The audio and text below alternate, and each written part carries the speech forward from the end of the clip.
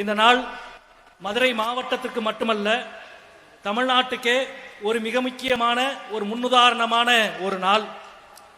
ஒரே ஒரு பந்தலின் கீழ் 12,233 பேருக்கு பட்டா கொடுக்கிற நிகழ்ச்சி தமிழ்நாட்டில் முதல் முறையாக நடந்து கொண்டிருக்கிறது.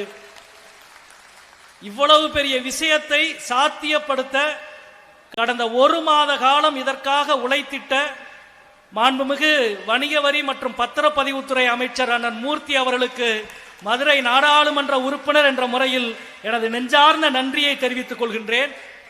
அதே போல இதற்காக முழுமையாக உழைத்திட்ட மாவட்ட ஆட்சியர் உள்ளிட்ட மாவட்ட நிர்வாகம் 12,233 பேருக்கு உதவித்தொகை கொடுக்கலாம், நிதி கொடுக்கலாம், கடன் கொடுக்கலாம்.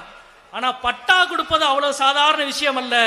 2 மாத கால இந்த உழைப்புக்கு தலை வணங்கி நாம் வரவேற்க வேண்டும் என்று நான் நினைக்கின்றேன். இது இந்தியாவில் சாதனை. இரண்டாவது முக்கியமான சாதனை, இந்த 12,233 பேரில் 90% பட்டா பெண்களுக்கு வழங்கப்படுகிறது. இதுதான் மிக மிக முக்கியமானது. அதுதான் குடும்பத்துக்கு என்றைக்கும் நிலைக்கும்.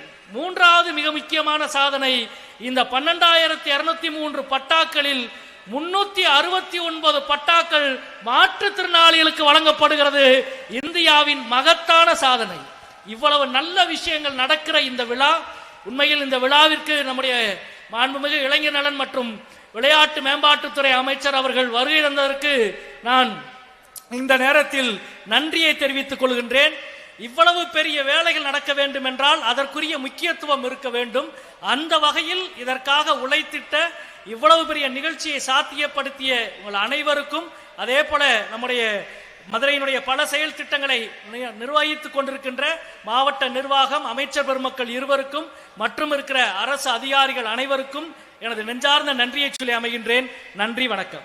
பாதகம் செய்பவரை கண்டால் நாம் பயங்கொள்ளலாகாது பாப்பா, மோதி மிதித்து விடு பாப்பா, அவர் முகத்தில் உமிழ்ந்து விடு பாப்பா. அண்மை செய்திகளை உடனுக்குடன் தெரிந்து கொள்ள இணைந்திருங்கள் இயம்நாடு தொலைக்காட்சியுடன்.